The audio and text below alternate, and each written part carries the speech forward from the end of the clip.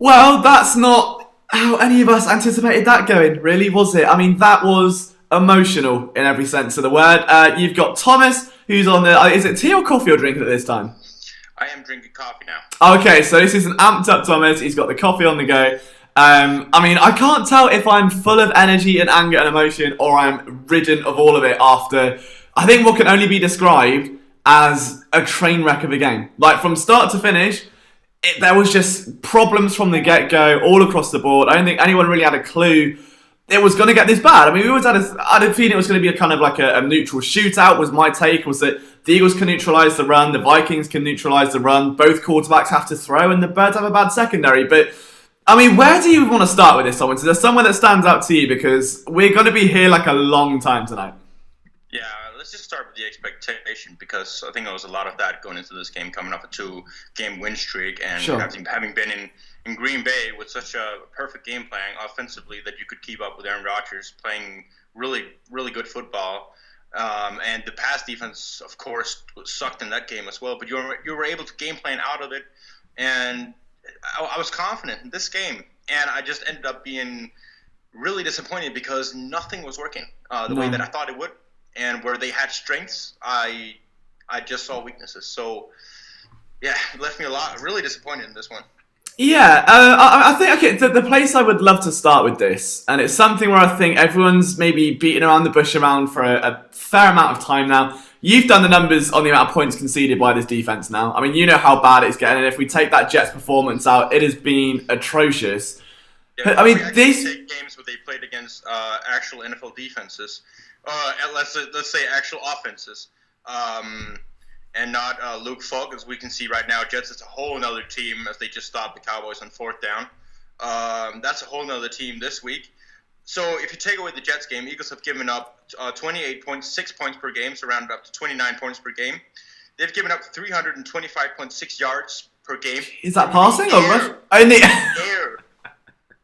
Okay. Right? Oh, They've God. given up a 70% completion to opposing quarterbacks. If you take away the Lions game where Matthew Stafford was off, you're looking at a 75% completion rate. That's a bit... All right, so, okay, let me pitch this question to you then, because the one thing that stood out to me today, forget the play calls, and if the one thing, my biggest takeaway, is that if there's one play, we all talk about either sticks defense or a certain offensive play that we know, like a mesh will sit right. The thing with this Eagles defense now is that it's given up the same sort of play since, I want to say, mid-2018. And it has been a post route when it's cover 2 inverted, where you've got a safety pulling down, there's no help over the top, you've got the corner playing outside, you're cuffed. Like, if you're Razor Douglas, Sidney Jones, whoever, you are cuffed to that sideline. What's happened? Robbie Anderson is going to go for an 80-yard touchdown. Oh, brilliant. So every colour is a silver lining. But yeah, back onto the Eagles side of things. Giving up that post route time and time. It happened. Do you know what? If Kirk Cousins was a smidge more accurate, there could have been 4 of them. This game alone. Like, do we have to start questioning Jim Schwartz now? Is this finally the time we go, look, patterns are emerging. It's not just personnel or players anymore. I've been very pro Jim. No, I won't say pro Jim. I've been trying to reach in for context at all times when looking at the defense. I'm looking at, all right, could this play call have worked? Had it actually been executed? And there's a lot of times where I'm going, I see the idea. You could do that. But this game, I was just thinking already, 5 minutes into the second quarter, when it was 24-3, I was looking, all right, so you had the same terrible cornerbacks for 3 years, really. Like 2017 wasn't great either with Mills and Darby. We know the Super Bowl and 500 yards passing there and all that. Like, you had a terrible group on cornerback, and yet you've consistently been running the same pass defense. You're running cover 1 man. You're running a lot of blitz, cover 0, where you have no safety help. And it just doesn't work for them. It continues to be a liability on the team. And cover 1 can work if you have athletic linebackers, so when they don't blitz, they can take over the middle. Right. So that helps your cornerbacks focusing on the outside more, because then if the receiver goes inside, you have linebackers dropping, so you can't just throw a bullet to them. You have to wobble it over a little bit. But right now, you have 2 guys in Zach Brown and Nigel Bradham. Whenever they're dropping in a zone, they're just looking at a quarterback. You can draw up a zone, and it will just be them standing there looking, going a little bit from one side, going a little bit to the other side. They're not looking for anyone. Yeah. And so you've invested in protecting against the run so much that it has given up everything in the pass game. Yeah. You can adjust to it. Like you can run actual defenses with the personnel they have, and it would work. Cover 2 man, have 2 safeties over the top, play man across the field. You give away short stuff. You call up and tackle that. That's fine. You have a good tackling defense, but you take away everything deep. You can play back and another cornerback play 2 outside zones and 1 linebacker protecting the middle. That limits everything that they suck at, and it's easy to read. And have not seen them run a cover 6 this year yet, and it frustrates me so much. And it's bizarre because obviously the main X factor coming into this game was Dalvin Cook, right? He came into this game leading the team in receiving yards, leading the team in rushing yards. He comes out averaging 2.6 yards per carry. That porous giving up, and it's like it's like pick your poison. It's like if you're going to take away the run and make Kirk Cousins throw, fine, but be ready to stop the pass. Don't just kind of let him throw whatever he wants at you. You've got to have some sort of balance there, and there just isn't. And, there's a saying, I'm sure you're familiar with it, Thomas, it's not the X's and O's, it's the Jimmies and Joes.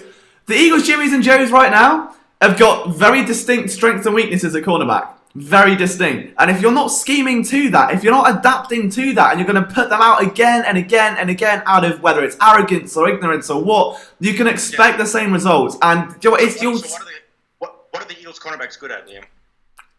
Okay, so for me, Rasul Douglas is great around the catch point, which I can understand him playing off coverage and kind of biting down underneath. Yeah. And as a tackler as well, I think he's fundamentally sound. He's right press as well. Yeah, exactly. Yeah, I mean, like Sidney Jones, I think is a little bit more unreliable. I think people seeming to they're hampering on him now. I mean, like the first touchdown he gave up today against Adam Thielen, I think there should have been a linebacker underneath, but I don't know. I need to see the play again. I think there should. On the touchdown, it's on like the sluggo into it. So as Thielen cuts under, I think there should have been a linebacker coming out. But I may be wrong. I need to go and see the film and double check. So that would explain why he stood there for so long waiting, thinking there's help underneath, and he sandwiched that and bracketed it off. But I don't know. Again, could be wrong. All I know is the first touchdown where it was the Vikings were at the 5-yard line, and the back of the end zone was at 13, 15 yards to the back of the end zone, and you get beat on a double move. What wide receiver runs an out route, a quick out, outside receiver in the red zone? It is one-on-one. Nobody runs that. Expect the double move when they're doing shit that doesn't make sense. Yeah. And that's the thing. I mean, I think the only thing the Eagles can take away positive from that defense was the defensive line pressure. I mean, there was that one play where Kirk Cousins was able to seemingly jog upfield and just choose what he wants to do, fair. But other than that, I think Brandon Graham was good. I think Fletcher Cox physically single-handedly stopped Dalvin Cook doing anything that night, so that was fine. But outside of that, I don't know where you begin anymore. Is it just a case of adapting the scheme and moving around? Because he hasn't done it. And the blueprint is there now to beat this team. It's quick throws underneath, and if you're taking advantage of off coverage. And if you're going to have a cover 2 Robert, or the Eagles never run 2 safeties over the top. Never. So the time you do, one's coming down because they never sit them back together. So it's so easy for Kirk Cousins to just launch a dime down and let Diggs pick it off.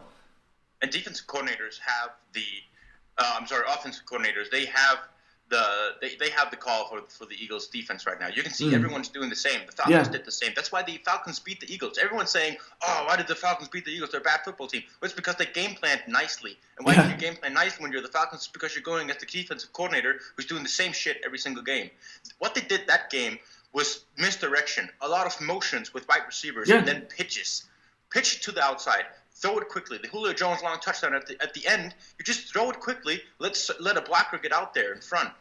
Vikings did a good job of game planning this game right here. Throughout the entire first half, all they did was misdirection, quick passes, screen passes, and deep passes. Yeah, absolutely. Eagles can't defend. The only thing Eagles can defend right now, the run game, intermediate, fast passes. That's it. Anything else is just out of the question. So we're going to get on to what you guys are saying. Guys, we know there are 40 of you in the chat. If you're not in the chat commenting, change it. Let's vent this frustration out. It's like Alcoholics Anonymous, but for Eagles fans, and we're all annoyed. So it's been 6 minutes since my last Eagles rant, and we're here today to change that. So let's see. I know we've got Geordie in the chat. He's one of our regular viewers, one of our biggest fans. So big shout to Georgie. Dwan Elam, I'm sorry if I pronounced your name wrong, my man. He says, can we fire Jim Schwartz already? I wouldn't say it this year, or at least in the heart of the season. It's probably a bit premature, and it's just going to disrupt the entire season.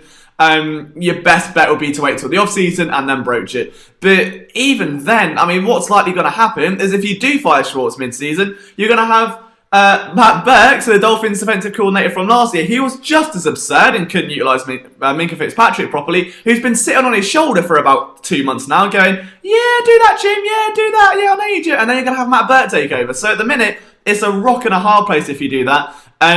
So we got Hazmatic Chaos says, our corners can't learn the playbook as is. How do you expect the entire defense to... Yeah, I suppose that's it. I mean...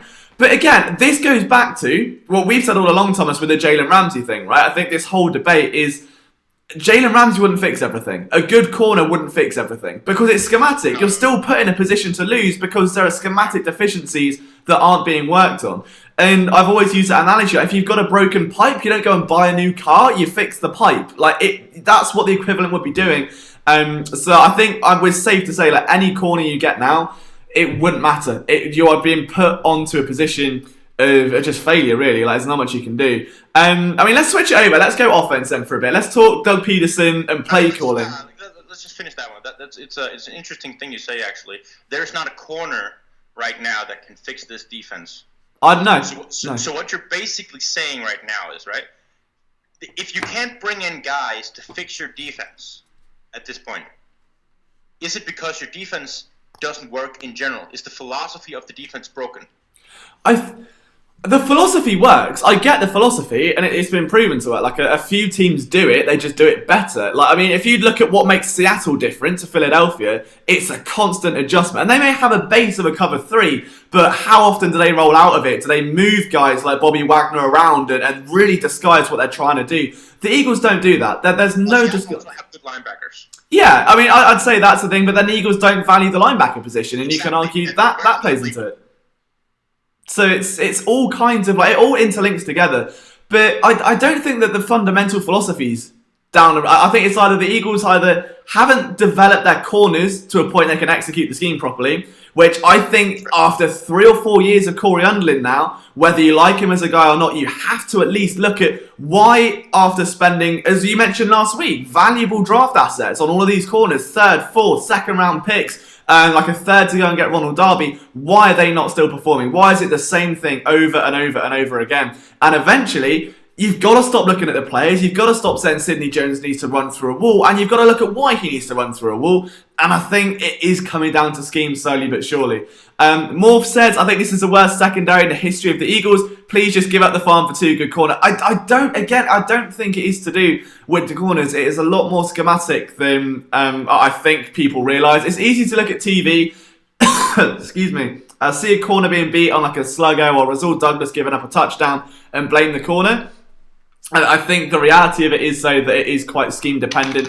Isaac Jr. says this is meant to be Wentz's comeback tour. And you know what? I completely agree. I think that's the most frustrating part is Carson Wentz is dragging this offense through hell and back every single week. And we've said this a million times on the show before, this team wasn't built to play from behind. It was built to get out to an early lead, 7 to 14 points, sit on it, and then protect everything underneath. That's the dream scenario. You don't get that with this team. The Eagles offense can't start fast. The Minnesota Vikings offense ran down pretty much the entire first quarter before the Eagles got a quick 3 and out, and then they're back. It's like, on the offense side, there's problems. I want to check on there, Liam. Sorry, I'm interrupting you. Sure. That's a good point. That's something I've been thinking on that I want to work on this week.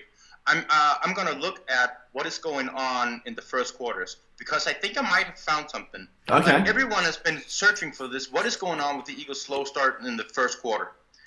I'd like to look and compare offensive first drives from all 32 teams, right? Okay. See how many of those succeed in the first drive, like, at all. Right. And then see how much time does the Eagles defense give up on the subsequent drive compared to the rest of the league. Because what I'm seeing right now, and the theme that I'm seeing is if Eagles offense starts slow, like they don't get more than, say, 2 or 3 first downs, they move the ball maybe up to the 45 of their own, then they punt. Mm-hmm. Then the subsequent drive for the opposing team usually lasts around 5 to 8 minutes. Wow. And then the first quarter's over. And usually the opposing team scores. And then you have a 7-0, 3-0, 10-0, like we've seen all season long, Green Bay game, Atlanta game, this game that we saw today. And everyone's saying, oh, it starts slow. The offense can't keep going. Well, it's hard when you only have one series. Like Yeah. a lot of teams, they stall on the first. This is my hypothesis. Okay, this is a hypothesis. This is not something I've proven yet. My hypothesis is that a lot of teams stall at their first drive, then they punt. The other teams often stall, they punt, and then you get going. Right. So if you stall on the offense, you punt the ball, and then the opposing offense, they just drive down the field, take a lot of clock off, and they score. Boom, you're playing from behind, and you have gotten off to a slow start, no points in first quarter. That's my theme. I get it. It makes sense. But then it becomes a case of like how I like it. Like, I mean, you can tell he's had one sip of coffee and he's on one. So I mean, big shout out to Jason who's in the chat. I mean, Young Aku says Doug's had a couple of bad coaching calls in some games this year. Do you think Groh and Peterson are the problem? I mean, hindsight is a fine thing. And I think when you look at this right now, it's easy to look back at Frank Reich and perceive him as some god in many ways. It is tricky though. I mean, the one call that I really don't understand, and the thing is, most times I say I don't understand a dog call, there is someone like Thomas or a Michael Kist or someone that can at least rationalise it, and I go, fair. Do you know what? I get that. It makes sense. But what the hell was going on in that fake field goal? Why? Like, I don't understand. Is there any kind of logic to give up points when you're down by 2 possessions on the edge of halftime when you get the ball back, other than the fact you can tie the game and change momentum? Yes, they have seen something in film. They have seen something in the way that Vikings are playing field goals, and they think they have a matchup that they can exploit, and they take the chance. It's all a game of statistics for Eagles. They use a lot of these statistical based decisions to whether they should go for something or not. And if the statistics say go for it on 4th down, and you have an offense that has been stalling, not really getting anything going, Doc is not confident in his game plan right now because he wants to adjust it before halftime in regards to what the Vikings are doing. And you've seen anything. Like if Dave Phipp has saying something on special teams, gone on to Doug and said, Doug, you want Philly special teams edition? And he goes, yeah, let's do it. And that's the way it goes rolling. So it's something they've seen on film. People kill it for it. I know it. If you want to go for it on 4th down, I'd much rather have Carson Wentz throw the ball than Jake Elliott. But that's... But it's even the way the play was drawn up, though. He had one release valve the whole time. One player. I think it was Dallas Goddard, wasn't it? Oh, it was one player. Usually that's what you have. You have one guy to go to because you want to fake it as much as possible. So if but it's everyone just... starts going out there. I know. That's just the way... Like, yeah. It is, and we can disagree on whether they should do it or not. But that's just the way... I don't like it. I wouldn't have taken the points. It's more to me, I mean, like, even if you have seen it on tape, it's more the situation aspect, right? If the statistics say go for it, fine. But in that same vein, if your offense is stalling and you are struggling, you've got, 13 seconds left. What's going to happen? Like, what if you don't get out of bounds? Is Jake Elliott going to sprint to the line and spike the ball? Is that a thing? Are you going to get another play? Like, it just, to me, like, there are too many variables around. Like, even if that pass was completed, what's the realistic advantage it gives you other than, oh, that was cool, now it's an easier chip shot? Like, if it works, it's because no one is accounting for Dallas Goedert, and then he's wide open to go to the touchdown. Right, okay. But I don't know. I wasn't a fan. Then we joked last week about Alshon Jeffrey on screen passes. We had a big joke saying he looked like the Hunchback of Notre Dame catching them, right? This week, it was galore. I've never seen it. Why? Like, why is I get the whole battering ram thing. That's cool. 9 plays a game. No, there's no need for it at all. Especially when you've got someone like when you're screening to Aguilar, who you can see a noticeable burst when he catches the ball. Why? Like, what is the point? Yeah, they did it twice with Aguilar. One on the bubble screen, yeah, and the other one where Carson checks it down, where Aguilar's going to motion, and he checks it down nicely to him at the end of the first half. And that worked. That was good. Yeah. I saw some plays from Alshon that I missed. I saw it back from the 2017 season where they do a lot of like where Alshon is in motion. Okay. He's coming back to the line. Then they throw him the ball, and he's just plowed in for the end zone. They scored 3 times in that in 2017. And I was like, I'd like to see that again. Like that was great. That was a great way to set up screen for Alshon. Sure. But then he's moving, and he doesn't have to catch it and then start. Yeah. I would like to see that again, but not this way. Like not in a bunch where you have 3 cornerbacks there, and for him to catch it, regain balance, start going forward. Usually you have one defender already. He's getting contact at the line of scrimmage. Like, just don't. I don't understand. All right, so okay, let's talk about this then. So Jay Wade comes in saying, we need Davian Howard. I'm sorry, but we might need to get rid of Sidney Jones. Just, is it me, or does it feel like out of nowhere over the last 7 days there has suddenly been a monumental shift in the vibe around Sidney Jones? And not just fans. I mean, fans, you understand. It's game by game. It's cornerback. They do well, you're happy. They do bad, you're sad. That's the nature of the position. But for Doug to come out and say, oh, he's got to run through a wall, oh, he's going to get over the mental aspect. Then Sidney Jones to come out and go, oh, it's because of the trainers. Like, there is a shift here. Then he got pulled for a bit and you assume it's injury, but like, I've not seen anything. Put it this way, if I was to go back and like rank cornerbacks this year of the Eagles, Sidney Jones is not the guy at the bottom of the list for me. Like, still. I don't care like what he's... Oh, Ronald Darby, 100%. I mean, geez, Thomas, come on, it's my brand, you know, this is what I do. Maybe second bottom then, yeah. But is there, like, a shift? I mean, has your stance on him changed at all? Yeah, I'm out on Sidney Jones. Oh, okay. It's not because it's not as much what I think of him. It's more the events that have been happening over the past 2 weeks. So right. Going up to the Jets game, Sidney was a limited participant Monday, Tuesday, Wednesday. He was a full participant on Thursday and Friday. Right. And then he doesn't see the field once. Craig James plays the entire game, and you're going up against an offense that you know you're gonna like dominate them. So it's a good confidence booster for Sidney if he was to play in that game, and it's a good way for the training staff to see how far is with his injury. Like, if he can participate fully in practice, then basically playing the Jets is like participating fully in practice. Yeah. It's the same thing. And then he practiced fully the entire week. And then he starts. And you have Doug saying in that week he has to he has to man up and play through soreness and pain, because when he's not injured and there's nothing he can aggravate, then why not just play?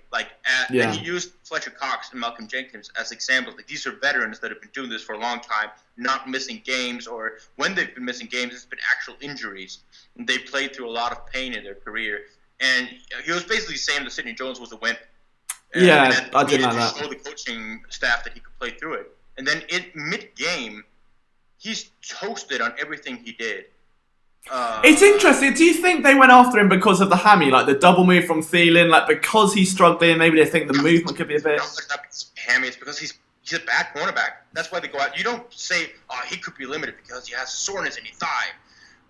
You go after him because it's X's and O's, and that's the right matchup that you want. Adam Thielen is a good route runner, and Sidney Jones is not a good cornerback on double moves. Surprise! He's good at changing direction once. But he's not a smart cornerback.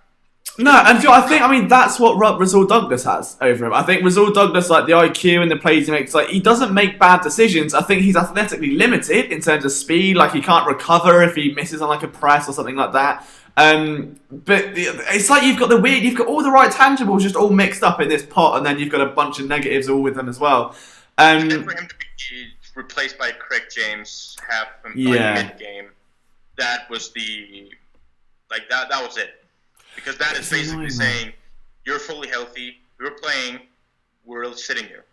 Okay, so let's ask this then, because if we go back and look, I know this is beginning to become a theme now, like week on week as the season bizarrely gets more and more stressful. The drafting since 2010 overall, if you take out the big guys, obviously Carson Wentz, if you're trading up to take second overall pick, if he is not the future of the franchise, that's a monumental miss and he should be fired. Like any pick inside the top 5 has to be a certain hit to get any kind of, that's a given.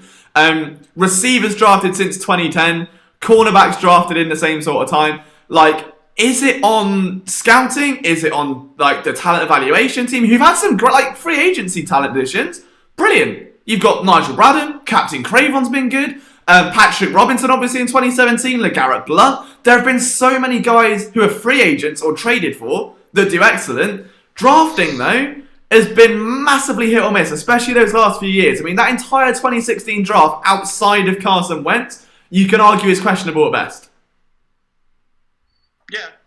I mean, there's no denying that they've missed on a lot of guys. In general, a lot of teams miss in the draft. Yeah, sure. A lot of picks, and that is why there's a famous saying that the more picks you have, the more likely you are to hit on someone, regardless of what round you're drafting in. Because, well, like we've seen so many times, there's a lot of good players in every round to be found. You're just trying to find those hidden gems, guys that will develop quickly in your schemes, and guys that fit what you want to do. Sure. And we can. There's a tendency for every team. It's not just the Eagles fan base; it's every fan base. When you have a draft pick who's struggling, you go back and look at all of the draft picks that didn't become anything. Yeah. There's a lot of draft picks for every team that doesn't become anything. And then sometimes you have a team that just hits and hits and hits in a draft class, and that's the team everyone compares to and say, oh, look at them, they drafted that guy in that round. And so I think a lot of it gets overblown a little bit. Now, it's not great when you miss on so many guys in the top rounds. Yeah. Because that is where the probability of having a guy being a significant contributor to your team is really good. And let's just put some positivity in this. I know it's a terrible situation for us, and we're all emotional about this loss. Andre Dillard went in there, and aside from the first play he had where he gave up pressure, Andre Dillard played well against a really good D-line for the Vikings. Yeah, very well. And bearing in mind, I mean, like, Everson Griffin is not a matchup you want straight away. I mean, if you're going to come in and play left tackle... From the bench, like, he wasn't even prepared this week. Yeah, you do not want to come in and face Everson Griffin. I think, he's got 3 sacks on the year, is it? And Daniel Hunter's got 5? Or coming into this game? They're talented. But it's unreal. That is a monster defensive line. So, yeah, big shout to Andre Dillard. I think that's one of the lone positives. Running back usage. Let's touch on that. Obviously, the Eagles had to pass a lot more. Miles Sanders. Yes. Oh. Are you in on Miles Sanders now? Is this good? We're running on stuff right now that worked in the game, and running on rookies from this year that contributed. And I mean, just trying to get a little bit of a good vibe going. I could imagine the comment section is brutal, and as well as Twitter is, and how we're all feeling about this game. Miles Sanders and Andre Dillard, big thumbs up to those two guys. They were significant contributors on a team that lacked talent and execution in general in this game. But I mean, okay, so we got Richard Phillips come in saying Carson Wentz is not an NFL quarterback. Well, he is because he's a quarterback who plays in the NFL. So that was a great comment. Yeah, he's going to last about 6 seconds. But while we're talking about Sanders, is it not a bit concerning that in 2 games this season, Miles Sanders has been your leading receiver? Is that a bit? Or is it like, you know what, you take what you can get, it doesn't matter, it's yards? You can say it's concerning, or you could point to him being a great offensive weapon that is exploiting man coverages and defenses, and they're using it well, and you can use it week by week, because apparently no one is able to stop it as soon as he's going up against a linebacker. And I have to take a breath. No, that's what I was going to say. I mean, you went like full Eminem rap god then. That coffee is doing something to you. You're on one tonight. Take a break at some point. But guys, if you're new to this channel, if you've not yet seen us before, it'll be great if you could hit subscribe. That'd be absolutely fantastic. Leave a like in this stream, and don't forget, get involved in the comment section. We all want you to get involved. We're going to read all your comments out and have a big discussion about this game. So yeah, join our community. We have videos pretty much every single day of the week when I'm not in Prague covering the Flyers and makes it impossible. Aside from that, well, let's just give a good shout out. That was a really good job you did there in Prague. Oh, you little flirt. No, thanks, man. It was a lot of work, and it was a lot of hard work, and it was a milestone for the PSN coverage of the Flyers. Oh, no, I appreciate it, man. It was, roller coaster. Bit like this game. Bit of a roller coaster. I mean, what else haven't we touched? Is there something that stands out to you that we've not touched on yet? So we've obviously done Schwartz, corners, running backs, the field goal.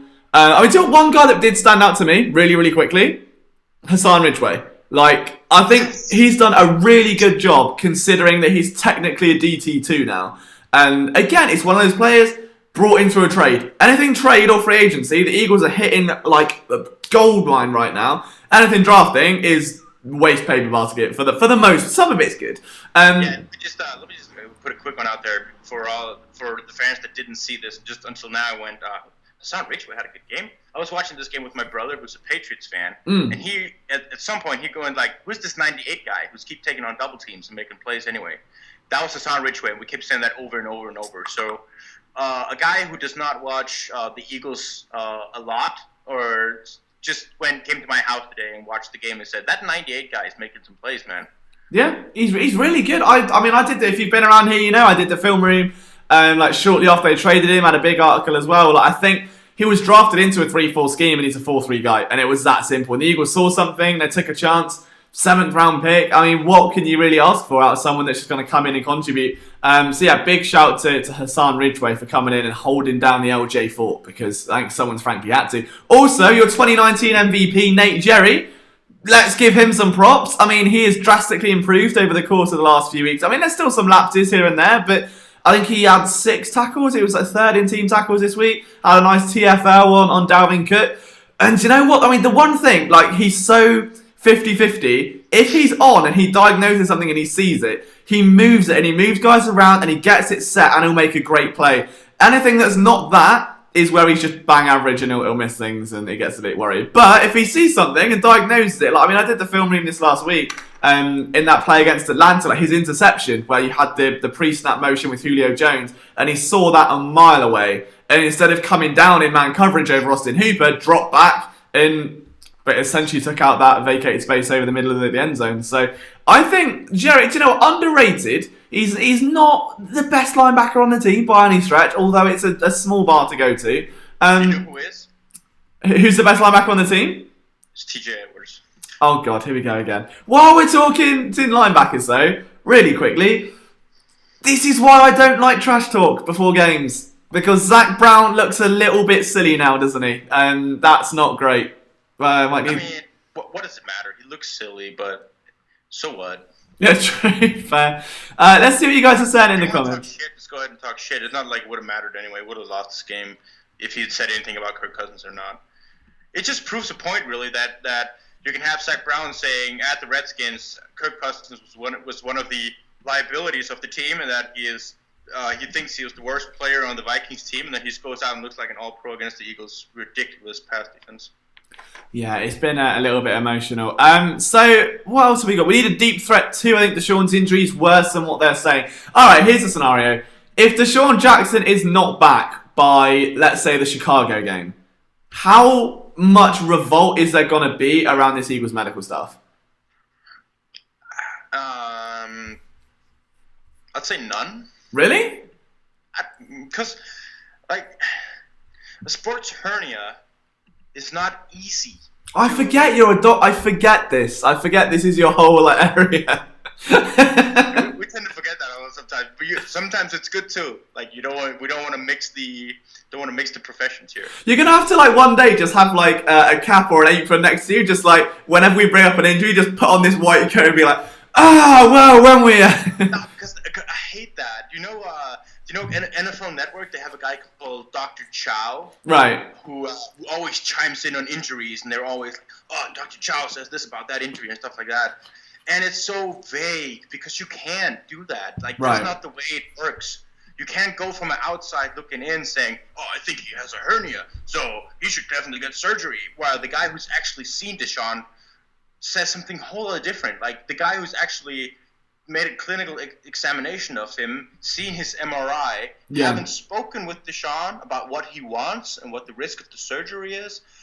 You can't predict all that. You can't come from the outside looking in and say, oh, he should be back in 4 or 5 weeks. It doesn't work like that. No. So that's why I don't want to comment on it, because it will be unprofessional and wrong for someone who doesn't know anything about the situation to give any individual advice or any individual opinion on a player. You can talk general terms, that you can say Brandon Brooks, he shattered the 95th percentile of recoveries from Achilles injuries. If he had been in a study including 75 Achilles players, he would have been the fastest recovery time by 2 months of 75 players. He's playing like an all-pro. You can say that, but you can't go on to Deshaun Jackson's sports hernia and say, oh, he should have had surgery, then he'd be back by now. No. That's just not the way it works. But I remember, it's more, I don't know if it's a transparency thing or what, but it does seem, I remember I wrote an article last year, it was the week after Jalen Mills got injured. It was one of obviously we all know, we write an article and it gets good views and it's a good feel. This one blew up and I was, oh my God, okay, I hope I've got this right. But I went back and looked at every injury, how it was reported and when the time frames changed and stuff. And it was so worrying, the fact that you've got a player who 1 week is day to day, next minute he's out for 6 months. You look at Matt Hollins, you look at Jalen Mills now. There are a couple other guys. Those were weird because that was a discrepancy between what Doug said and what happened. Exactly, and that's what I think people can. It's not so much, you can't be angry at medical staff that you don't know like what they're doing, right? They could be having the best day. I mean, a lot of it is obviously on the player's pain threshold and how much they're going to trust you and be like, no, I want to play, so I'm fine when they're not. That sort of thing you can't control. We don't know what's going on in surgeries and operations. Like, we don't have cameras in there. But it's more what the facts are, what we're told, and then obviously if something changes, it's sort of like, if you've got to be at a party in 10 minutes and you're like, yeah, I'll be there in 5, just in the car now, and you get there 30 minutes late, people are like, why were you late? And it's like, well, you said you were leaving 5 minutes ago. That's where people get, it's like, no one gives a damn if you're late, just be honest, Otherwise people get, and that's what this is. So like, is it a transparency thing? Like, do you want a head coach who comes out and says, yeah, this guy's, he's out for 2 months now, we're all screwed, lol? I don't think the head coaches know too much about the medical situation of most players. I think they're being told something, and then I can understand if the coach don't want to come out to the media and say a lot of things, because if that doesn't hold up, not a good look. So if he's being told right now we're day to day as we're evaluating the player, he wants to come out and say, I don't think it's too bad. It's probably day to day. And then as soon as you find out more, it can evolve from there. But that whole Mac Hollins thing, just as an example, was not a great look, because there was just a huge discrepancy between anything that was being said. Yeah, and that's what I mean. So I think that into this season where, I mean, you know what, and I'm not being funny, but especially with fans, if it's a fan favourite player that's now at the centre of this and gets the Matt Collins stream, like if Deshaun Jackson, God forbid, doesn't play another snap this season, there will be riots. If, you know what I mean? It's like, I don't know, there is something iffy. And the fact they had to restructure the whole medical staff, like I remember getting the press release about it, they redid the whole medical staff and it's still the same things. Like, there is a line of communication that just isn't there, or it's being miscommunicated or whatever. But yeah, it's bizarre. I mean, obviously in terms of injuries, you get Captain Cravon back soon for the sake of my sanity, which is great.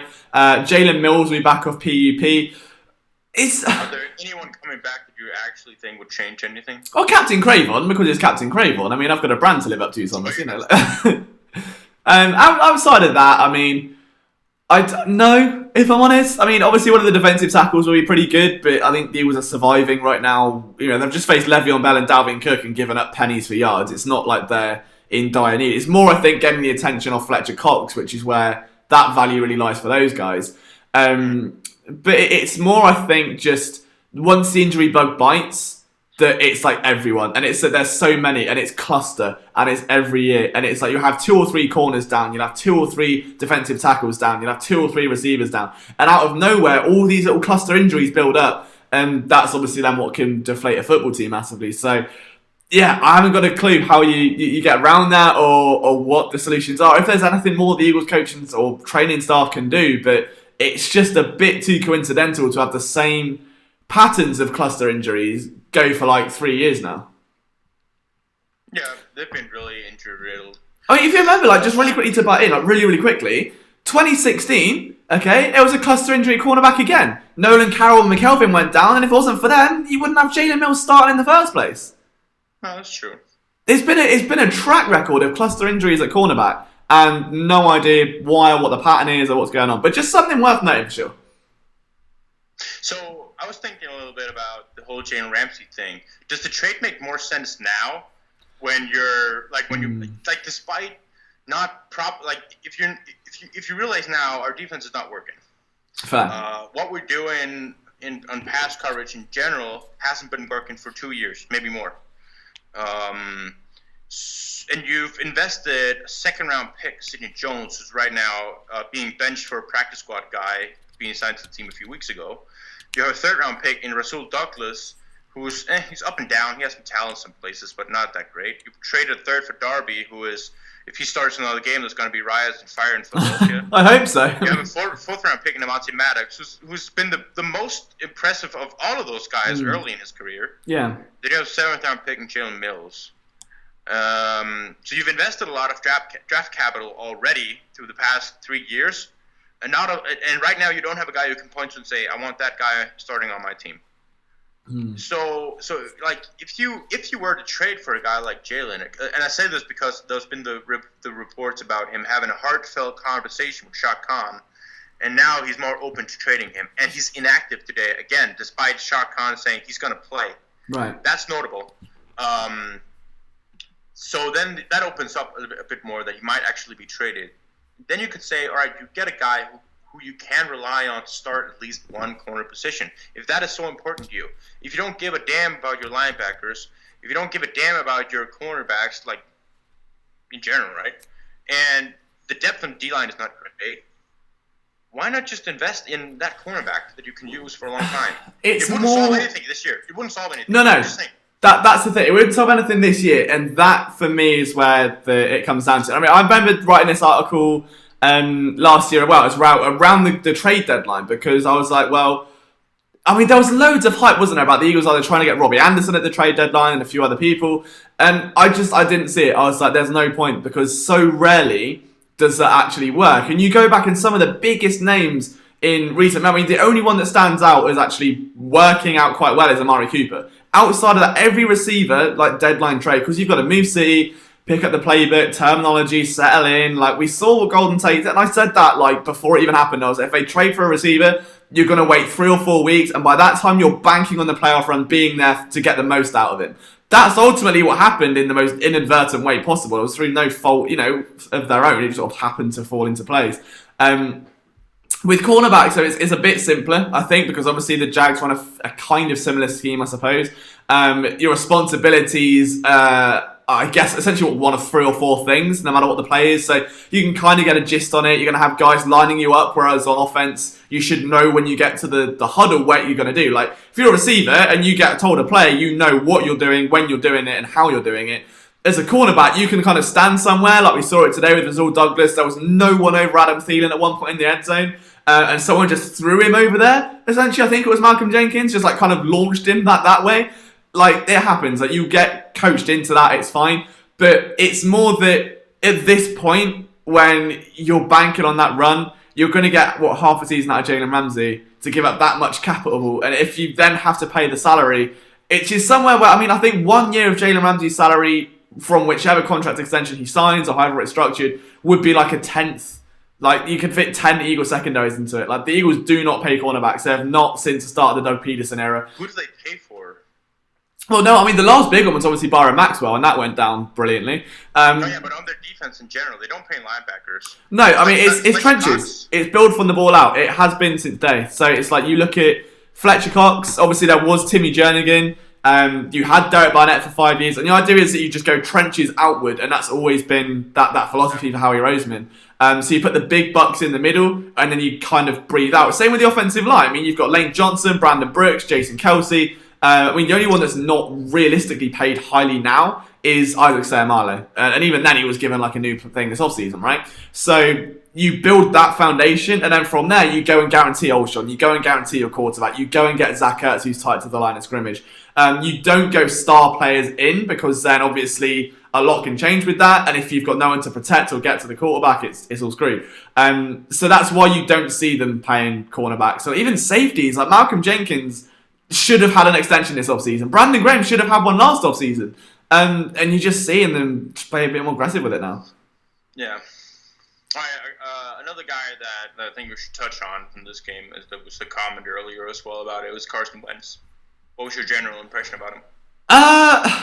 He needs help. I think, I mean, he can't be... You can see the visible frustration in his face now, and it's building, and you can see it, and it can be a blessing or a curse, depending on how he plays with it, which is fine, but when you're making that kind of Houdini play, it's Aaron Rodgers-esque. It is getting to that point where there is nothing else happening. It is just Carson Wentz making his own fortunes. There are plays he'd have back. Like, there are a few dodgy ones where I'm like, what the hell is he looking at there? But as does every quarterback. And for the most part, I think he's looking comfortable in the pocket. There are, again, a couple of plays where he's a bit stagnant. He'll just kind of freeze and lock onto one read. Outside of that, I mean, he's been as good as you can ask for, given the lack of support he's got around him, I think. Like, he's not like he's hurting the team any more than the team's already hurting him. No, the team is hurting Carson Wentz. Yeah. I mean, have you been impressed by Wentz this week, or yeah? Oh, yeah. He made 5 plays today, I think I counted, where he's doing this ridiculous escaping pressure in the pocket, rolling out and finding a guy. Even though everyone's covered, he finds a guy for a first down. The 4th and 15 to finish the game. Yeah. But I don't get that though. That sums up this team. 4th and 15, you make it. The next play, Ertz fumbles. Like that is this team. Today was one of those days, right? In a nutshell, yeah. Even the interception that Carson threw. Yeah. Zach Ertz has to cut inside. That is not. He has to cut. That DB cannot get in front of Ertz on that route. No. That is all on Ertz. The ball is thrown in a straight line for him to catch it anywhere he is. Like the more downfield he goes, the more he disposes that for an interception. That ball can be an interception every time. It's on the receiver to get in front of it. Yeah, absolutely, 100%. It's awareness, though, isn't it? It's all it comes down to. So I mean, you're the big body, you're the tight end to box someone out to get your body in front of it. It's football 101. Was the Alshon Jeffrey touchdown where he stepped up into the pocket twice and evaded pressure? Was that a no-look pass? Was it? I think it was a no-look pass. Really? I have to look it up. I was going to say, I mean... Good talk. I'll find it. Okay, I mean, I remember it being quite wizarding, and I was, okay, it was saucy the way he kind of stepped up and evaded pressure, but that's just what you expect from Carson Wentz now. But if it was a no-look pass as well, then... Oh, actually, Lord, okay. I put you on a spot about saying you just need to talk about something. Yeah, I can talk for days when I'm, not asked to. It's when there's an actual topic. You can't just talk freely here. Let me give you a theme. I want you to talk about how bad Zach Ertz was in this game. I mean, it got to a point I was hoping to see more of Dallas Goedert, which says that. But I think it comes down to the fact they've only got 2 tight ends. It's easy. Like, you can't masquerade anything now. And, like, you go back to 2017, and it sounds silly, but how much Trey Burton helped that team. Not just in the way that he's receiving the ball and he's that third release valve, a dedicated run blocker, but in the fact that it opens things up. And if you've got 2 streaking tight ends and someone on a wham or something like that, there is a lot more to worry about. And you don't have that now. It is just Zach Ertz, and it's similar to 2016. You can key in on him, you can nullify his impact to some extent, and that's it. Like, you're missing that third tight end, and I think that can probably be attributed to a bit. As an actual player, I mean, today was a shambles, for lack of a better term. I think he struggled a lot, and it was basics. I think he was frustrated. You can see, I think, a couple of plays he left out on the field, he got annoyed and upset. You can see him on the sideline. And then he'll come back out and he'll make a mental error, like you said, not getting his body in front of the defender, or looking ahead of the ball, or trying to turn his body before he's got it, or Fumbling. Huh? Fumbling. Dropping that one. Right in his hands. Yeah, that one. But then he's doing this classical Zach Ertz thing where he's just putting his arms up and bitching about what should have been a holding, where actually the ball is right in his hands for him to catch. See, I thought he was holding on that play. Was holding. And he was going his hand down, and I was like, what do you mean? Actually, when it's in your hands. Yeah, no, I thought that. I'm glad I'm not the only one that recognised that. Klaus Ringard, is this a relative to you, Thomas? It's my brother, he's sitting right Wow, we stand the support. How is Eagles trending on power ranking? I reckon they'll probably slip out of anything relevant for a while. I mean, especially when you've got teams like Seattle existing, and it's just, I don't know, I can't see them taking too well. I mean, Minnesota, to be fair, are going to be funny. You should slip. Yeah, they'll slip and slide a little bit. But Miles Sanders touchdown Ramon right now. It was 24-3. Like, it was 24-3 in 20 minutes in the game. It was 24-3. How do you go back from that? How do you play quarterback in that game? I was interested to see what halftime adjustments said be, and then on the edge of halftime, you go and make the bizarre field goal decision, and you're like, but surely that would just deflate you. You go into the locker room, and you're like, what can we do now? Like, we had a chance to get 3 on the board, keep it relatively close, get first possession open in second half, and then still find a way to blow it. It's just, it comes back to shooting themselves in the foot again. It's just there's a different gun every time. The bullets are still going in the foot. It doesn't matter what's going on. There is a lot right now. No pass, but it was damn close. He's just sort of like squinting out of one eye. He's like, oh, it's beautiful. It was a gorgeous part. I mean, do you know what the throw of the day for me? The throw of the day for me came on that. It was like a little, like a zip to Alshon on the sideline. He went over the corner, yeah, and it was like, I can't remember. It was in the second half. And just the placement of it was so perfectly on the money. And I was like, you can't throw a better ball than that. Like, you physically can't. Ask anyone in the world, you will not get a better ball than that in that situation. Jay Quest says, people forget the offensive coordinator from our Super Bowl run made a difference as well. The defensive coach got more credit than he deserved at the time. I think everyone was low on Schwartz's defense anyway. I mean, the same criticisms have been there since 2016. Like we've been saying all along, it's whether you're going back to Ledis, McKelvin and Nolan Carroll, whether it's Jalen Mills and Darby. The fundamental flaw is pass coverage. And I think now in 2019 we're seeing communication on pass coverage, and safety's not picking up players, and when you're like rock and rolling and that sort of thing. So there's a lot to dissect from this game from a Jim Schwartz standpoint. I just think it's more, he has to adapt and he has to learn what did work in 2017 in that playoff run may not work now because the rest of the league's adapting and they've got skill position players to really make you pay for it. And the thing that stands out, honestly, is when you look at the fact that the Eagles may have bottled up Dalvin Cook for a bit, absolutely fair, but you've got Alexander Mattison having a 35-yard run. Like, why and how does that happen? Like, it shouldn't. It really, really shouldn't. So there's just things in place where you question a lot on this team now, like whether it's players, coaches, whatever. There has to be a stern, like, I think, owner in the locker room type moment. Like we saw, do you remember that time when Jeffrey Lou, like the 53 Angry Men, when that was a thing? And everyone got fired up and there was a brief spurt of like execution and everyone was on fire for a bit. That kind of fire right now, because anytime this team gets close to finding an identity, it dribbles away. Through faults of their own. And it's really bizarre. Like, I mean, going into next week, I know it's great seeing the Cowboys being beautifully attacked now by the New York Jets, but overall, like, I mean, that game is going to be terrifying. Like, I'm not looking forward to it, if I'm honest. Okay. Just need to pause right now.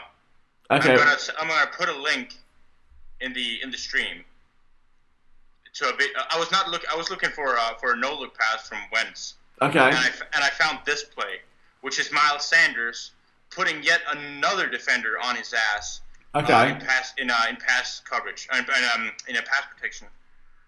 It is ridiculous. It is every week right now where we're seeing Miles Sanders make blocks that are insane. But that's good though. Like, for someone with that was a weakness coming out of college. Like, that's really good. So Miles, I don't know what I was listening to the various platforms that, like, the great media platforms the Eagles have, with the Bleeding Green Nation, and I was listening to the Go Birds pod and my podcast, the one, your podcast, one with Mike and Sack. No, like, a lot of respectable guys in the community of Eagles media saying they were giving up on Miles Sanders, and they were actually discussing if Miles Sanders was a bust. Really? Yeah, and I was infuriated when I listened to it, and I had to go back and I had to track every single run that Miles Sanders had against the Jets. On 7 of the 9 carries he had, it was a broken play. Wow. 2 plays, it was a 10-yard gain that was negated by penalty. And then there was 2 rushes that went for respectable 4, 5, 6-yard gains. That was his rushing day. Yeah. And then you saw his long reception, and everyone's going, "Oh, this team is so bad that their best receiver is a running back." That's good. Hello. That's yeah, it's nice. I mean, the fact they've got a receiving running back is good. Like, they've missed that, I think, for a while, and yeah, it's nice to know that. I think when Darren Sproles does hang out the boots, like, the transition's complete now. We can forget that. The wheel routes will live on, and we have someone that can catch them. Everything's cool. But yeah, I agree. I mean, I think, like, the discussion that came out this week about extending Jordan Howard, that was interesting. Like, so obviously, I think Zach Rosenblatt was the first one to actually bring it up in an article. Obviously, you wrote an article. I discussed it briefly on a podcast. I can understand why you'd want to. Just because you get that thunder and lightning combo, you've got a backfield that works and it's dynamic right now. I mean, did you see anything about how? Because Howard, this game was. There was a couple of plays he flashed and still was able to kind of bowling ball his way down the middle. But is it just the offensive line? Because the O-line to me has been, yeah. It's all on the offensive line. Like I said, it goes back to the 7 of the 9 carries that Sanders had against the Jets. It's that game. It was just by incident. It was McClendon, the nose tackle for the Jets, and Leonard Williams, who just manhandling Jason Kelsey and pushing him back 4 yards, so the outside game didn't work. And they did a good job of disengaging on every block so that they could make the tackle at a respectable, like 2-yard gains, 1-yard gain, or something like that. Jordan Howard did today what you wanted to see him do against the Vikings. Jordan Howard is not going to explode for a 20-yard plus on 4 carries. He is going to give you solid yardage on first down so you can have a 2nd 5, 2nd 6, something that'll open up your playbook, make it easier to make play calling, to get the first down and keep moving the chains. That is what Jordan Howard does. That is what he did today as well. There was no difference in that. Everything we expected from Jordan Howard was the same in this game. But there's a lot of issues with the offensive line in general, with missed blocking schemes in the run game for a guy like Miles Sanders, who isn't relying on just plowing up the middle. He wants to be nimble. He wants to cut and dime. He wants to go one-on-one against the defender in the gap. Yeah. At the point of attack, because then he can that's when he can make one guy miss, and then it's a huge play for him. And he has to develop as a runner. We knew this. He only had one starting year at Penn State. So it wasn't anything new. What we said with him, he needed to work on his pass blocking, he needs to work on catching the ball, and he needs to not fumble it. Yeah. Those were the 3 things. And he will develop as a runner the more experience he gets. And when he comes to the NFL, it'll be a whole new speed for him to go up against, so that'll be fun for him to try out as well. We're seeing him develop tremendously as a pass blocker. He is extraordinary in pass blocking. He is catching the ball pretty much every time it's been thrown to him. I don't think he's had a drop yet. And don't jinx it. Well, I mean, he's had fumbles, so, you know. He's had the longest reception in 4 weeks straight. No, wait, 5 weeks straight now. So he's tremendous in the pass game as well. And the running game is being skewed by the fact that the offensive line is not doing great against good fronts. Yeah, and that doesn't... Get some good front. Does it not worry you then that when you've got Chicago down the line with, obviously, Khalil Mack and a very dominant front? I mean, the thing is, the Chicago defense is sound all round. You've got great corners, you've got a great safety, you've got strong linebackers and a dominant defensive front. Against this offense, if they're not firing at full speed, I'm not a Mitch Trubisky guy. I think he's one of the most overrated quarterbacks in this league. But right now, against the Eagles defense... 4 touchdowns, yeah. Who, Trubisky? Yeah, watch him go for 400 yards and 4 touchdowns. Oh, no, yeah, because it's this secondary. You could get Josh Rosen against his secondary and he'd move the chains, he'd do something. It's worrying. It's every game feels like Wentz and the offense have to score 30 points. Because if they don't, there's no chance. I think that's my main takeaway from this game, that I cannot look at a quarterback from the opposing team and go, Eagles can stop this guy. Except if it's a 4th-string guy who's never played football before in Luke Falk. Yeah, anyone not named Luke Falk that is a serviceable starter, it's right, okay, 300 yards easy, 2 touchdowns, no picks. Okay, fine, we'll go with it. Yeah, that is the most worrying thing for me, because I think the Eagles are going to play from behind, and it won't matter if you can run the ball, because you're going to have to go out and pass it anyway to come back from being down. Absolutely. So, right, closing thoughts. We've been here an hour. So your time is, I feel like time is like a parking meter, but we'll have plenty more content obviously at phillysportsnetwork.com. Obviously it'll be This Week in Philadelphia Sports tomorrow, so your favourite weekly series recapping the last 7 days in Philadelphia sports, which is going to be fun, surely, maybe a little bit. But Thomas, final thoughts. How can people follow you on Twitter? Thoughts from the game? Anything else you want to mention? All right. That was a lot of things. First thing, find me on Twitter at Thomas RP93. Mm-hmm. Closing thoughts on the game. Oh shit. We have a terrible pass defense, and we don't have a pass rush that can compensate for it. Our extreme investment in run defense is a liability to our pass defense. Carson Wentz is a franchise quarterback who is suffocating from a terrible team. Mm-hmm. I hope Deshaun Jackson comes back soon. He's just kind of, you know that meme of Wolverine holding a Spider-Man picture, just stroking it? Like that, but with Deshaun Jackson right now. Someone's going to make that, and that's going to be a thing. But honestly, guys, thank you so much for tuning in. I know it's been a stressful Sunday. It means a lot that you're sharing in that stress with us.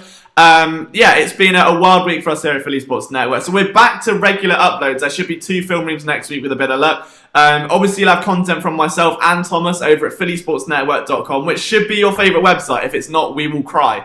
If you want to follow me on Twitter, at Liam Jenkins PSN. Thomas is at ThomasRP93. And we will see you for another episode of whatever we've called this. I think it's live post-game reaction, probably. We'll see you next Sunday, potentially. Thank you again for your evening, and we'll see you soon. See you guys.